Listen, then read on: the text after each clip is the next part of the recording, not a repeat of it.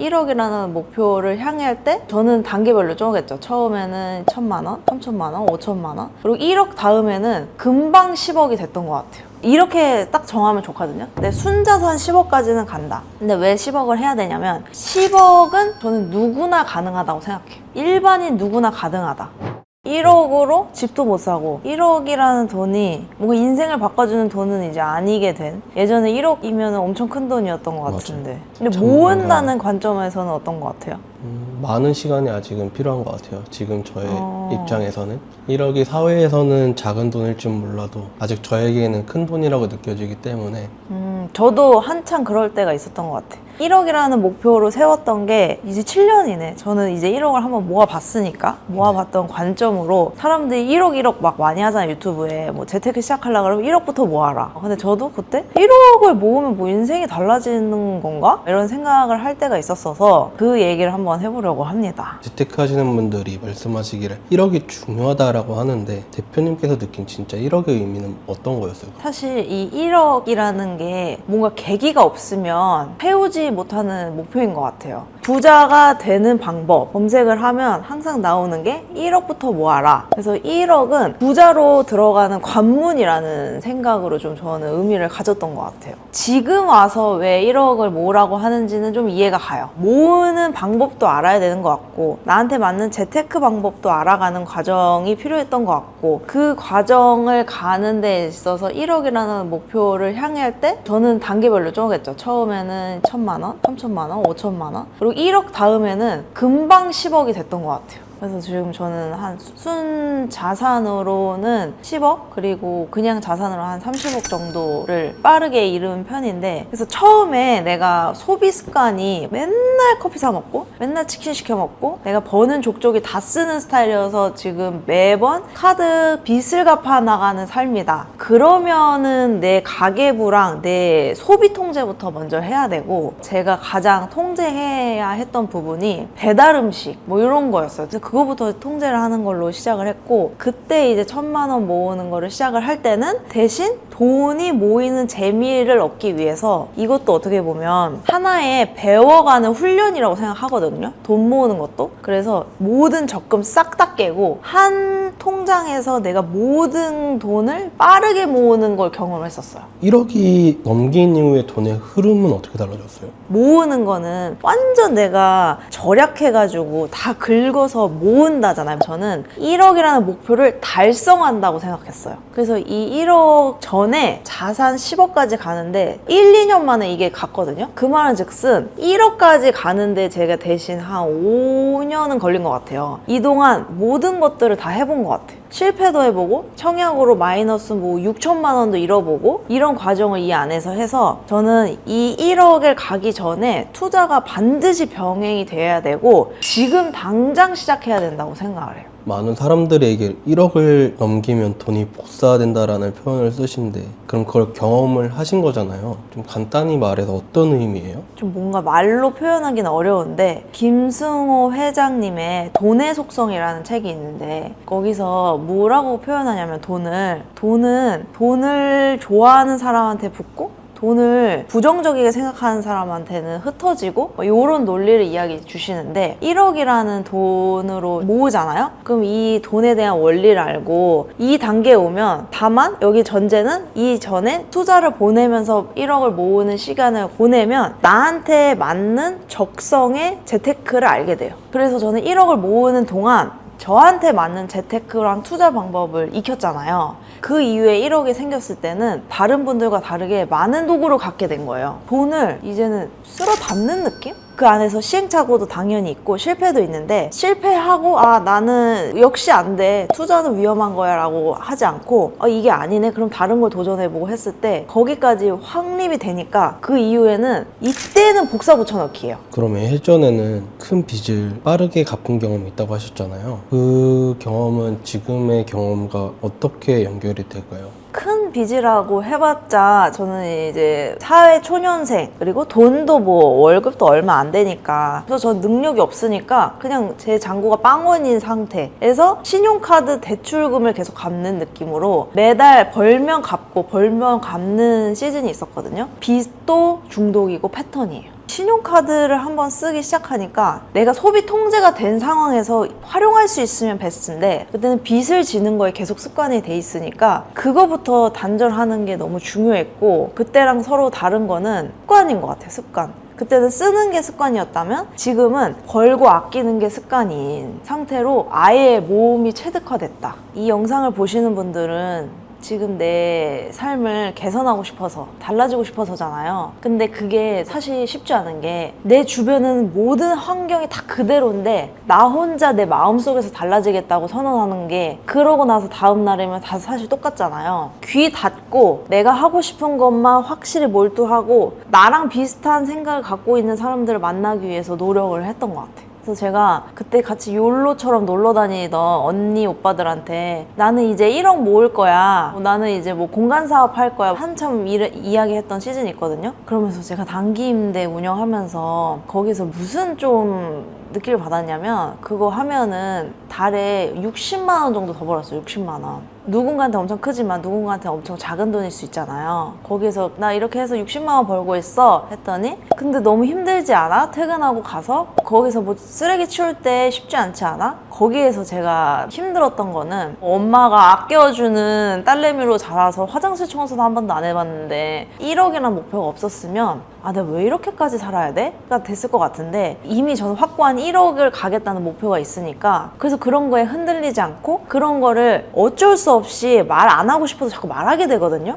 내가 거기에 관심사가 있고 몰입해 있으니까. 그러면 주변에서 그렇게 나랑 다른 관점을 갖고 있는 사람들이 서서히 멀어지고 그런 관점을 갖고 있는 사람들로 서서히 채워져요. 그러면서 삶이 바뀌고 환경부터 바뀌었던 것 같아요. 대표님께서는 단순 저축에서 투자로 넘어간 시점에서 좀 어려웠던 점은 어떤 게 있었어요? 제일 어려운 거는 뭘 해야 될지 모르는 게 제일 어려운 것 같아요. 근데 결론적으로 대한민국에서 가장 빠르게 부자가 된 사람들은 부동산 주식을 다 합니다. 그게 팩트예요. 그냥 이게 공식이야. 전 주식 해야 된다고 생각합니다. 주식 위험하다? 주식해서 돈 잃었다. 다시 한번 반문을 해보고 싶은 게 주식 공부 제대로 해본 적 있으신가? 학교 공부하듯이 공부했는데 투자 수익이 한 번도 안 나고 말을 하는 건가? 그랬을 땐 아니라고 생각하거든요. 2026년 유튜브 하면서 드리고 싶은 메시지는 저는 너무 평범하고 제가 또 더 다른 루트로 계속 보여드리겠지만 오직 실행력 하나로 순자산 10억? 여기까지는 갈 수 있다고 생각하거든요. 거기까지 오기에는 시행착오 진짜 많았죠. 하지만 저는 그거를 경험이라고 치환해버리고 그런 경험을 많이 했기 때문에 그 경험이 없으면 이런 것 같아. 누가 좀 돈 벌었다더라. 그러면 거기 쪼르르 가서 신봉하고 와 구세주처럼 와 뭐 따를게요 하고 쪼르르 또 딴 거 나오면 와 따를게요 막 이런 기준 없이 흔들리는 게 이제는 사라지고 나만의 기준으로 갈 수 있게 되는 것 같아요. 그러면 투자에서 중요한 거는 재테크의 기술 그런 걸까요? 아니면 태도일까요? 마인드가 다인 것 같고 태도이겠죠? 그러면 질문에 답을 하자면 태도라고 생각을 하는 게 기술은 누구나 다 배울 수 있거든요, 사실은. 그리고 이제는 정보가 진짜 다 널려 있어서 빠르게 도달하고 싶어하는 그 마음을 다스리지 못하면 그르치게 돼 있어요.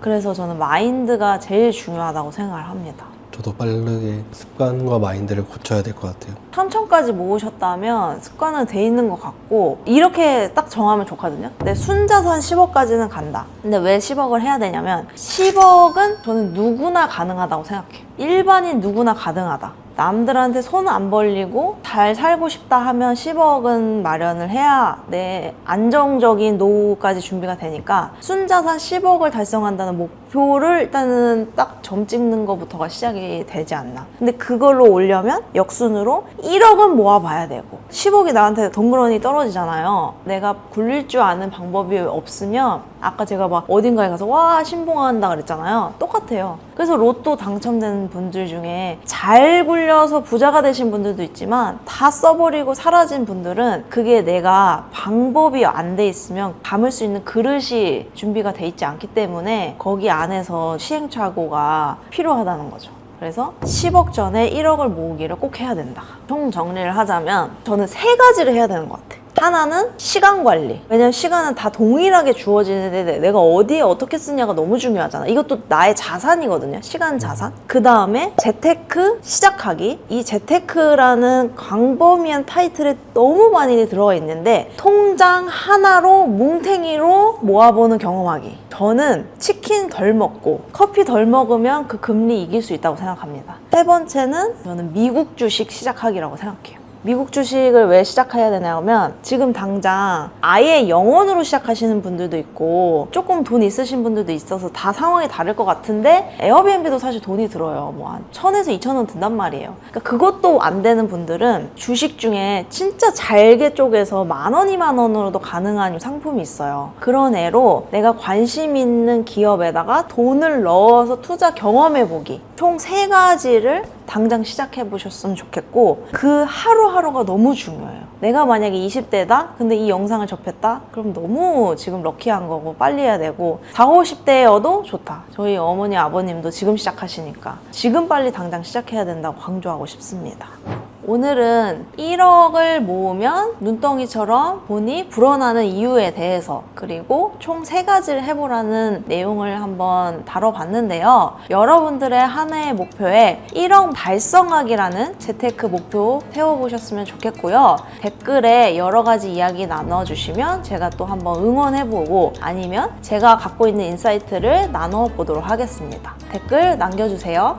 제가 올해 들어서 이제 29이 됐고 이제 곧 제가 30을 앞두고 있는데 근데 이제부터 뭔가 보이는 것 같아요. 뭔가 친구들의 서로의 격차이 그런 게 조금 보이기 시작하는 나이가 된 것 같아요. 뭔가 일찍 결혼한 친구들은 벌써 결혼하고 애도 갖고 있는 친구도 있고 직장에서는 과장도 다 열고 팀장도 단 친구들 있고 근데 또 요새 취업생 청년이 많잖아요. 약간 그런 거 보면 이제 격차가 앞으로 더 벌어질 텐데 어떻게 해야지 약간 그런 두려움이 있는 것 같아요. 대표님은 이제 30대 초반부터 이렇게 부를 이루고 계시잖아요. 성공하기 전 느껴지는 그런 징조? 그런 건 어떤 게 있으셨나요? 일단 이 영상을 보시는 분들은 성공을 저는 해나가려고 노력하는 사람이라고 생각하고 아직 성공했다고 생각을 안 하는데 다만 순자산 10억까지는 어떻게 보면 또 성공이라고 볼 수 있잖아요. 그 정도 성공으로 가는데 하나는 내가 생각하는 시간이 엄청 많아진다. 그러니까 조용해진다, 사람이. 그리고 두 번째는 하루를 2번 산다. 그러니까 일을 저는 오전 8시부터 12시까지 하거든요. 세 번째로는 주변 사람이 싹 다 바뀌는 그런 징조가 있었던 것 같아요. 조용해진다? 성공하려면 말을 많이 해야 되는 거 아니에요? 어떤 거예요? 엄청 많은 인생의 단계가 있지만 저는 지금 단계가 한 6단계 정도는 온 것 같거든요. 첫 번째 단계는 뭐냐면 시끄러워요. 막 도와달라고 주변에 요청하고 저 이런 거 하고 싶어요, 저런 거 하고 싶어요, 도움 요청하는 시기. 그래서 계속 사람들을 만나러 다니는 것 같아요. 내가 뭘 해야 될지 어떻게 해야 될지 모르니까 집중이 안 되잖아요. 방법을 찾으러 나가면서 책도 읽고 강의도 보고 강연한다 그러면 찾아가고 그러면서 내 멘토를 막 찾는 여정에서는 시끌벅적하게 삽니다. 그리고 나서 두 번째는 이거를 발산할 때 저는 그래서 강의료로도 막 몇천만 원씩 써봤고 맨날 그런 강의 듣고 막 모임 열고 창업형 인간 독서 모임 그런 사람들을 막 제 주변으로 막 모아요. 두 번째 단계가 오면 뭘 하냐면 그 안에서 나의 방향성을 찾아요. 내 방향성이 저 같은 경우는 이것저것 부업을 다 시도해보고 저의 방향성은 공간사업, 숙박업, 부동산이었거든요. 그럼 내가 이 방향성을 정하잖아요. 그러면 이제 더 이상 다른 뭐 쇼츠, 블로그 수익화 뭐 이런 기타 등등이 별로 관심이 없어져요. 그러면 내 에너지를 하나에 모아야 되니까 이걸 하기 위해서 조용해져요, 사람이. 그리고 조용해지고 다시 동굴로 들어갑니다. 동굴로 들어가서 이거를 폐관 수련하듯이 갈고 닦는 시간을 갖게 되는 것 같아요. 관심사가 아닌 사람들을 만나는 것도 에너지이기 때문에 저만의 이제 폐관 수련하기 위해 동굴로 들어가서 얘를 갈고 닦는 거죠. 내가 바뀌어야 되고 내가 행동해야 되니까. 이러면서 요게 오면은 그 어떤 사람한테도 도움을 요청해서 100% 해결되는 게 없다고 생각이 드니까 문제 해결력이 엄청 올라가요.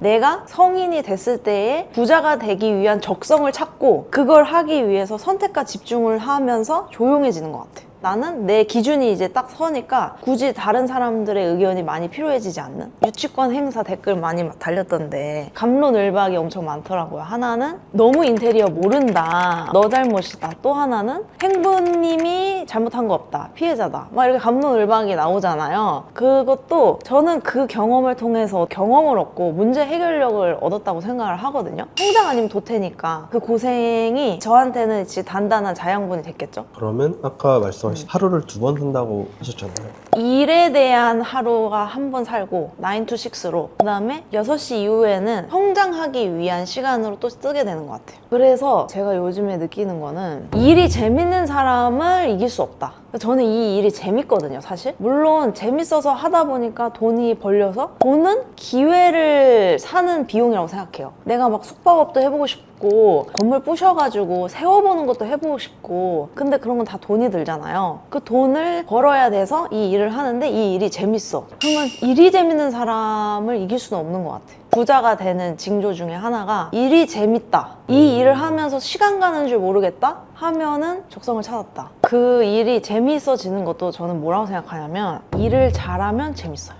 잘하는 일을 내가 하면서 성취감을 느끼니까. 저는 이 일을 잘 못했거든요, 원래는. 이런 촬영하는 것도 제 이제 첫 영상 보신 분들은 알겠지만 제 렌탈 스튜디오에서 혼자 카메라 켜놓고 뭐 이러고 떠들고 편집 보내고 막 이렇게 시작했어요. 그땐 잘 못했겠지. 반복하면은 잘하는데 결국에는 끝까지 하냐 안 하냐의 차이지 일이 재밌어지는 거는 잘하면 재밌어진다. 내가 뭘 좋아하지? 내가 적성이 뭐지? 찾는 것보다는 내가 생각했을 때 이거는 내가 비전이 있어? 계속 내가 갈고 닦으면 답이 있어 라고 하면 그냥 갈고 닦아서 일을 잘해서 재밌게 만들면 되는 것 같아.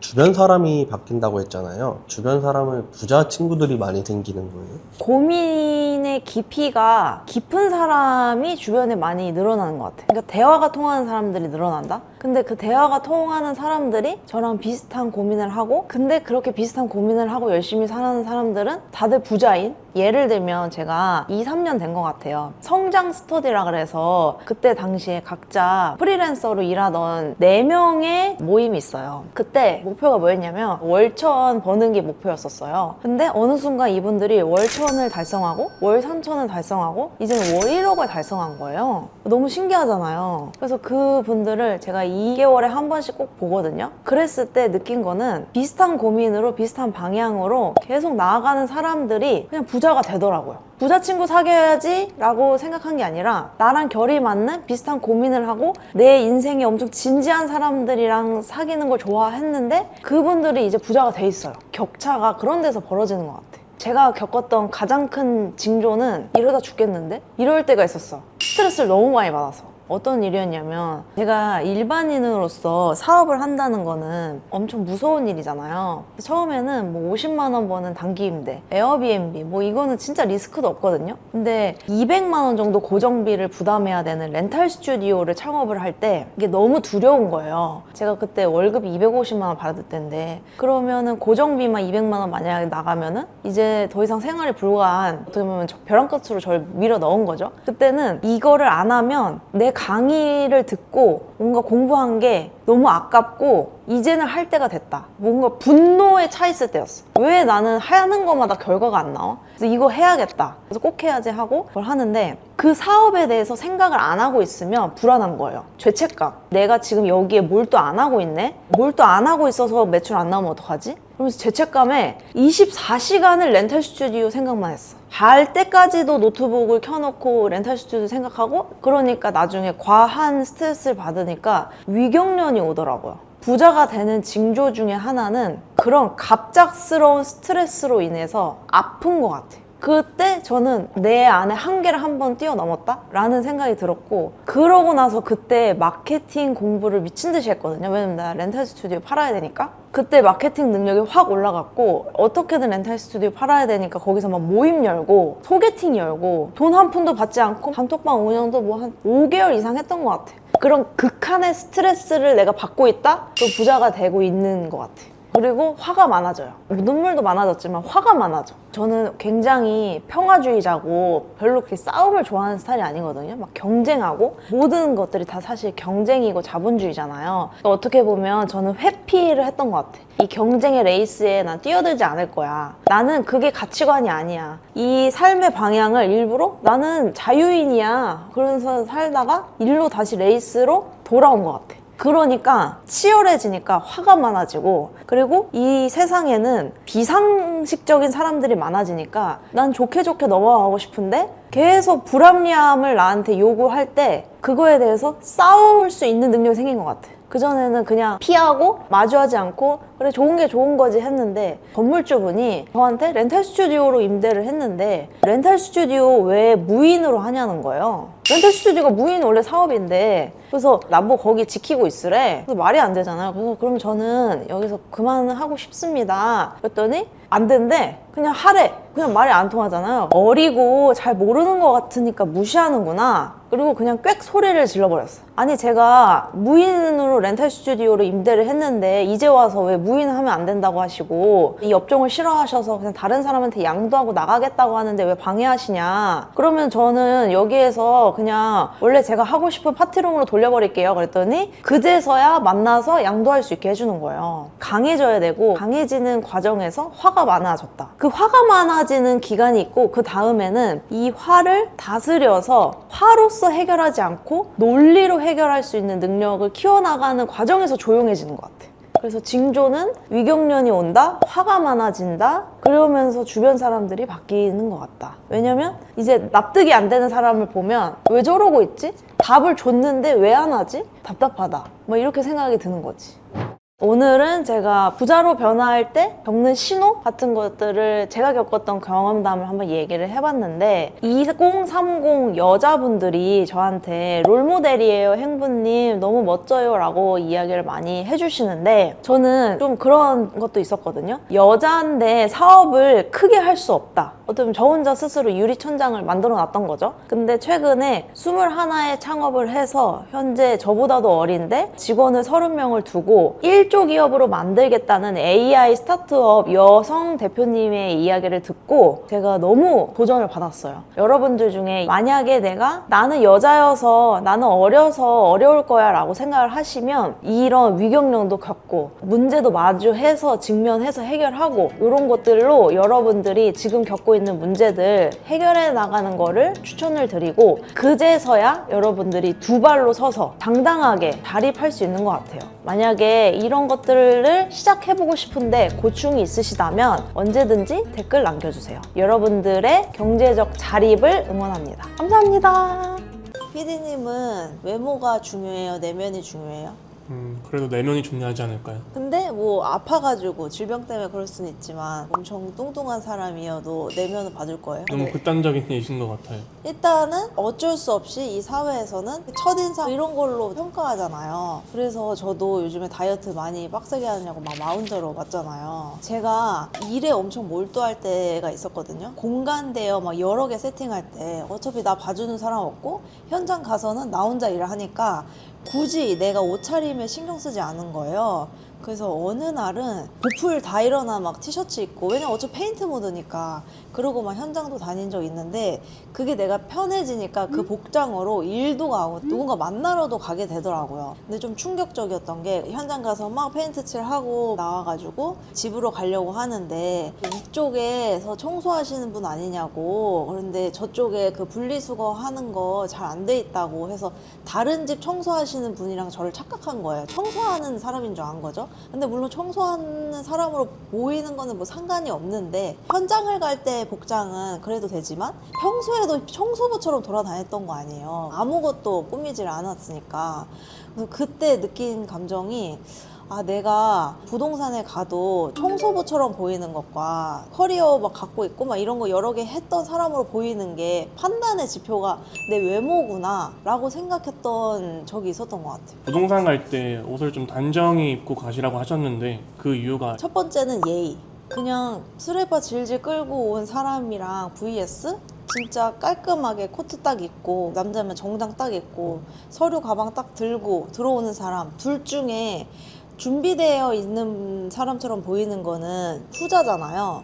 그래서 거기에서 한번 딱 첫인상으로 준비되어 보인다, 안 되어 보인다 생각이 드니까 예의의 관점이 있는 것 같고, 그리고 두 번째로는 우리가 부동산에 가는 거는 심플하잖아요. 매물 구하려고. 에어비앤비면 매물 구하려고, 부동산이면 매매하려고, 아니면 내 집 내놓으려고.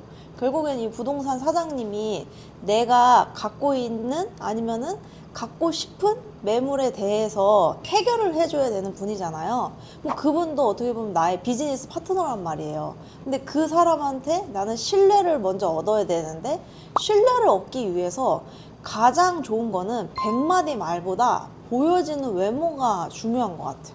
그래서 저는 깔끔하게 가라. 눈썹 정리 샥샥 하고 머리 자르고 가고 뭐 이런 거 중요한 것 같아요. 그럼 깔끔하게 입고 갔을 때가 호칭이나 시선 차이가 좀 달라졌었나요?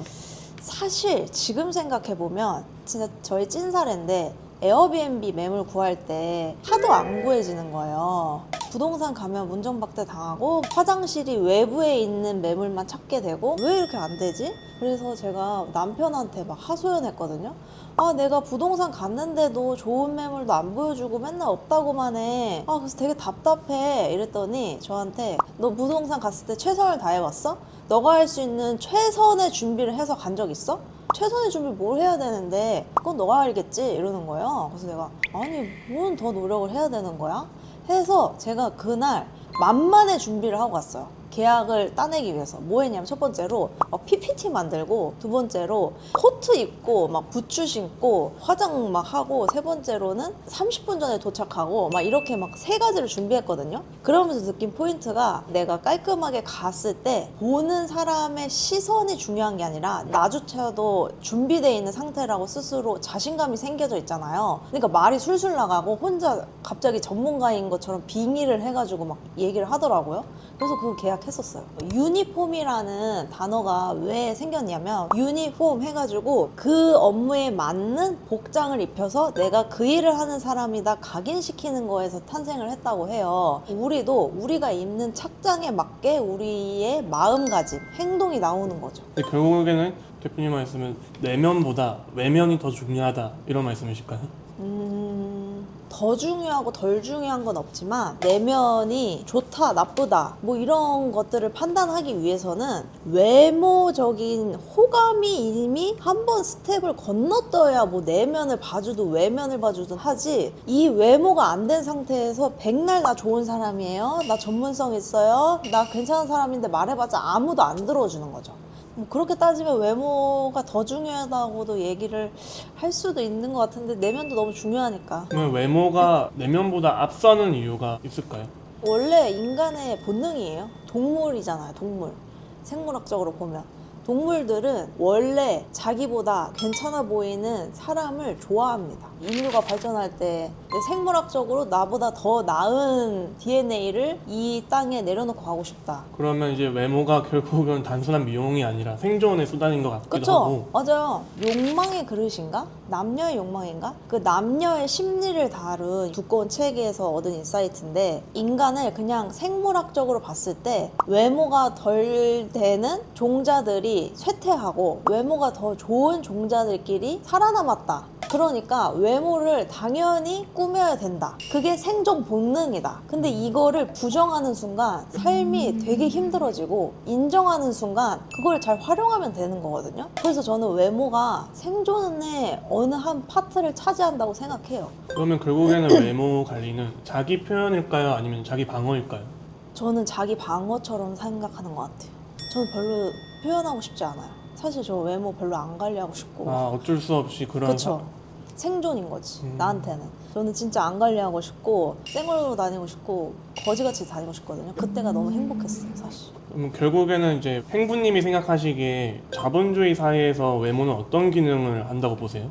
저는 자본주의에서 외모를 잘 가꾸는 거는 너무 모든 협상 테이블에서 쉬운 게임이 되게 하는 되게 지름길이라고 생각을 해요. 제가 미팅을 한번 간 적이 있는데 인테리어 미팅이었어요. 그 전에는 막 퉁퉁 불어가지고 맨날 뭐 야식 먹고 맨날 그러니까 그리고 운동도 안 하니까 암흑의 기운을 뿜고 다닐 때 vs 운동도 하고 살도 빼고 뭐 이렇게 깔끔하게 갔을 때 인테리어 그 업체에 갔을 때 느낀 점 중에 하나가 뭐냐면 아무리 제가 어려도 이렇게 봤을 때 호감이면은 사람들은 도와주고 싶어 하는 게 있는 것 같아요. 물론 이 영상을 보고 최행부여서 그런 거 아니냐, 인플루언서 이런 인스타그램 팔로워 수 있어서 그런 거 아니냐 할 수도 있지만 사실 그 업계 분들은 제가 몇십만이든 뭐 몇만이든 무슨 뭐가 중요합니까? 수주 따내는 게 중요하지. 그리고 외모를 잘 꾸미고 깨끗한 사람한테는 저부터도 신뢰하게 되는 것 같아요. 왔는데 남자인데 막 수염 덥수룩해. 나 오늘 만나기로 미팅한 자리에서 나에 대한 예의가 없다고 생각해서 반감될 거 아니에요. 근데 엄청 깔끔하게 입고 왔어. 아, 내 시간을 존중해 주는구나. 그 사람이 나와의 만남에 대해서 중요하게 생각해 주는구나. 그래서 제가 말하고 싶은 외모는 뭐 얼굴이 세모나고 네모나고 동그랗고 눈이 뭐 예쁘고 코가 예쁘고 뭐 이런 개념보다는 그 사람이 첫 번째로 봤을 때 삶의 패턴을 나의 외적으로 보고 판단을 하는데 거기에서 내가 깔끔해 보인다면 아, 이 사람은 자기 일에서도 열심히 하고 잘하는 사람일 거라는 추측을 그냥 한단 말이에요. 그냥 동물적으로 감각으로. 그런 거에서 우위에 쓰는 게 너무 중요한 거죠. 근데 반대로 그러면 이 영상을 보시면서 또 반감으로 아니야, 외모 지상주의네, 외모 꾸몄는데 인생 안 달라지던데요? 라고 하시는 분들도 있을 수 있지만 제가 말하는 포인트는 내 몸 하나도 컨트롤 못하면서 나랑 같이 비즈니스를 한다? 뭔가 시작을 해보려고 한다? 말이 안 됩니다. 연예인 중에 한혜진 모델 분이 그랬죠. 이 세상에 내가 컨트롤할 수 있는 거 하나도 없는데 나는 내 몸만 하는 컨트롤 한다. 나 너무 멋진 말이라고 생각해요. 외모 관리는 어디서부터 시작하는 게 좋을까요? 운동이죠, 운동. 그래서 저는 일주일에 2번은 필라테스 가서 하려고 하는데 부자들은 다 아침에 운동한다 그러잖아요. 그래서 부자가 내가 되려면 하라는 거를 해봐야 되니까. 근데 그 운동을 하면서 제가 느낀 포인트는 운동하면서 건강해지기도 하고 붓기도 빠지면서 혈색이 돌면서 외모도 가꿔지고 피부도 또 좋아집니다. 그래서 일석삼조의 효과가 있기 때문에 내가 거울로 바라봤을 때 아이고 안쓰럽다. 그럼 이제 삐용삐용 빨리 시작을 하셔야 된다. 그리고 나 이 정도면 괜찮네 하신다면 먼저 첫 번째 체크해야 되는 거는 머릿결. 그러니까 털 관리, 머릿결, 그리고 뭐 수염 막 이런 것들 있잖아요. 그런 것들. 그리고 손톱 관리. 전 손톱 낀 거 진짜 얼마나 게으르면 저 손톱을 계속 기르고 있을까. 기타 치려고 하나? 그럼 기타 하면 인정. 취미생활이니까. 그리고 세 번째로는 옷에 이런 소매 부분 막 이런 데에 시커먼 분들이 가끔 있어요. 안 빨았다는 거잖아. 그래서 이런 깨끗한 옷차림. 그리고 네 번째로는 피부결. 정리정돈하고 나를 위한 좋은 스킨케어. 그래서 하나하나 하다 보면은 그 정도만 해도 그리고 나서 진짜 말도 안 되는 알록달록한 옷 안 입으면 깨끗하고 호감인 사람이 되는 것 같아요. 오늘은 제가 자본주의에서 부자들은 왜 이렇게 외모를 가꾸나에 대한 저의 생각을 한번 공유해봤는데요. 여러분들은 외모를 잘 가꾸고 나서 잘 풀렸던 일이 있으신가요? 만약에 있으시다면 댓글 남겨주시면 도움이 될 것 같아요. 여러분들의 건물주 되는 길을 응원합니다. 감사합니다. 대표님은 2026년을 맞이하면서 소비에 대해 어떤 생각이 제일 먼저 드셨어요? 저는 지금은 제가 먹고 싶은 거, 사고 싶은 거를 쓸 수 있는 단계는 왔다고 생각을 하거든요. 그리고 써야 하는 단계예요. 이게 나중에 10억 이상이 되었을 때의 단계에 대해서 영상도 만들어 볼 수 있을 것 같은데 그때는 세금으로 나가는 돈들이 많기 때문에 지출을 좀 해야 되는 상태이기 때문에 저는 지금 쓰고 싶은 거를 쓰는 편이에요. 근데 그 전에 저도 한참 바짝 한 1년은 그냥 거의 생존만 한다는 식으로 아껴서 쓴 적이 있고 영원 막 챌린저가 유행할 때가 있었거든요. 그래서 뭐 30만 원에서 50만 원만 쓸 때도 있었고 진짜 아득바득 아껴서 쓰던 한 3년이 있었던 것 같아요. 지금은 도달해서 쓸 수 있지만 그 전에 생각했을 때는 한참 엄청 줄일 때가 있었고 그때 식비를 많이 줄였었죠. 대표님 기준에서 최악의 소비는 어떤 거라고 생각하세요? 저는 최악의 소비는 스토킹. 그게 전 최악인 것 같아요. 제가 잘 몰랐는데 그 나에 대한 보상 심리로 작은 행복을 추구한다잖아요. 그런 애들이 나를 좀먹어요. 저는 그런 소확행으로 스타벅스 가는 거 되게 좋아했거든요. 그리고 집에 와서 뭐 마라탕 이런 애들이 쌓이고 쌓이면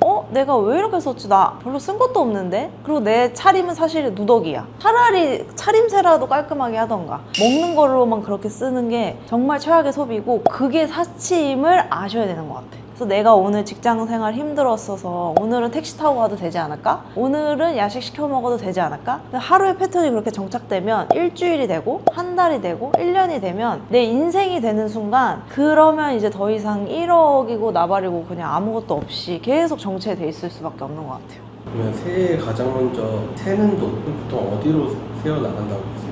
도전하겠다고 끊는 체육관? 그런 거에 돈 항상 많이 썼던 것 같은데 갑자기 새해 목표로 운동해야지 하고 결제하고 물론 가면은 베스트인데 그때 그래서 프로모션을 진짜 많이 해요. 헬스장, 필라테스 이런 데서 막 다회권의 할인율에 유혹에 당하지 마시고 나를 믿지 마세요. 그전에 원래 잘 다니셨던 분들은 새해 목표에 없었겠죠. 그냥 내 루틴이니까. 근데 갑자기 안 하던 걸 새해 목표에 세우셨다면 안 하던 일을 하는 거잖아요. 사람이 와닿지 않으면 이게 내 돈인지 뭔 돈인지 모르거든요. 그래서 이것도 적금이랑 비슷한 것 같아요. 금리 그렇게 한두 번 더 이율 높은 걸로 막 통장 갈아타기가 의미 없는 게 치킨 한 번 안 먹는 가격이랑 비슷하다 했잖아요. 이것도 안 갈수록 손해잖아요. 할인 받는 거랑 비슷합니다. 돈은 인간이 고통으로 인식하거든요. 매달 고통을 받으면서 결제하면서 끊는 게 낫지 헬스장, 필라테스, 뭐 기타 등등 운동에 갑자기 3개월, 6개월치 끊고 돌려받지 못하는 행동은 안 하시는 게 좋겠다.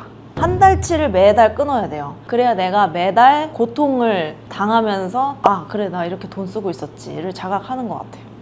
사람들이 착각하는 절약 중 체크카드를 쓰면 정말 절약하고 있는 건가요?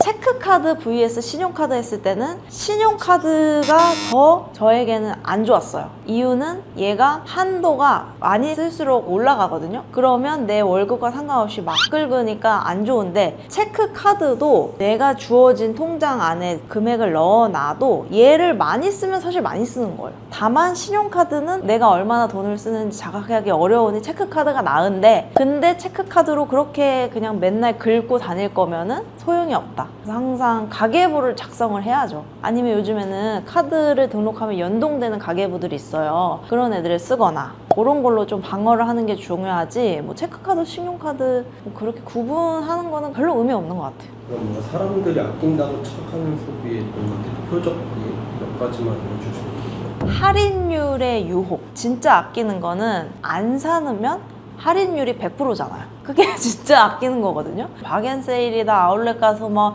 왕창 사오고 이거는 중요하지 않고 진짜 아끼는 건 이전에 내 물건들을 정리를 해서 택배에 쌓여있는 분들이면은 택배를 다 까서 내가 뭐가 어디에 있는지를 정리를 하고 그거부터 다 쓰는 게 아끼는 거지 할인 적용되는 시즌에 왔다고 물건을 쟁여놓는 거는 절대 아끼는 게 아니라고 생각해요. 물론 싸게 살 수는 있지만 저는 그거보다 그때그때 한 개씩 사면서 내가 이 돈을 썼구나를 계속 자각하는 게 더 중요하다고 생각합니다. 소비를 줄이려고 할수록 오히려 더 쓰게 되는 이유 어떻게 보세요?